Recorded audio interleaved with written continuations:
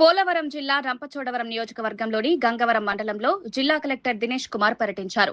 బడి పిలుస్తోంది కార్యక్రమంలో భాగంగా కొత్తాడ గ్రామంలో విద్యార్థుల తల్లిదండ్రులతో సమావేశమై ప్రభుత్వ పాఠశాలల ప్రాధాన్యాన్ని వివరించారు. ప్రైవేట్ పాఠశాలలకు ఏమాత్రం తీసిపోకుండా ప్రభుత్వ పాఠశాలల్లో విద్యాబోధన కొనసాగుతోందన్నారు. విద్యతో పాటు విద్యార్థుల నడవడిక, క్రమశిక్షణపై కూడా ప్రత్యేక శ్రద్ధ తీసుకుంటున్నామని తెలిపారు. అందువల్ల తల్లిదండ్రులపై ప్రైవేట్ పాఠశాలలపై ఆధారపడకుండా తమ పిల్లలను ప్రభుత్వ పాఠశాలలో చేర్పించాలని విజ్ఞప్తి చేశారు. అంగన్వాడీలో ఉన్నటువంటి వాళ్ళు, అలాగే ఒకవేళ అంగన్వాడీలో లేకపోయినా కూడా బయట అన్రిజిస్టర్డ్గా ఉన్నా కూడా వాళ్ళందరినీ 100% ఎన్రోల్మెంట్ చేయడము. దాని తర్వాత మనకి స్కూల్స్లో ఉన్నటువంటి డ్రాప్అవుట్స్ ఏం లేకుండా 1వ తరగతి నుంచి 2వ తరగతికి, అలాగే 2 నుంచి 3కి, అలాగే 9 నుంచి 10వ తరగతి వరకు కూడా ఎటువంటి ట్రాన్సిషన్లో డ్రాప్అవుట్స్ లేకుండా ఉన్న వాళ్ళందరినీ రిజిస్టర్ చేయడము.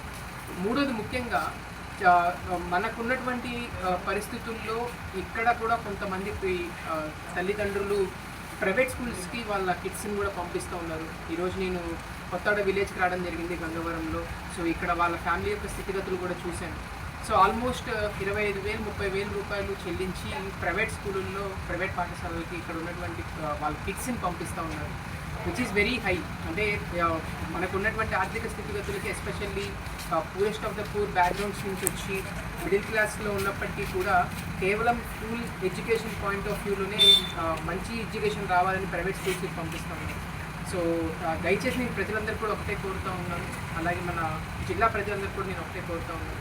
చాలా స్కూల్స్లో, ప్రైవేట్ స్కూల్స్లో కూడా కన్నా కూడా మన గవర్నమెంట్ స్కూల్స్లో ఫెసిలిటీస్ ప్రతి స్కూల్లో మనం టీచర్స్ టేకప్ చేస్తాము, అలాగే వీళ్ళకి ఇస్తున్నాము. వాళ్ళకి కావాల్సిన బుక్స్, యూనిఫామ్ ఇవి కూడా మనం ఇవ్వడం జరుగుతుంది. And then more importantly nutritious food.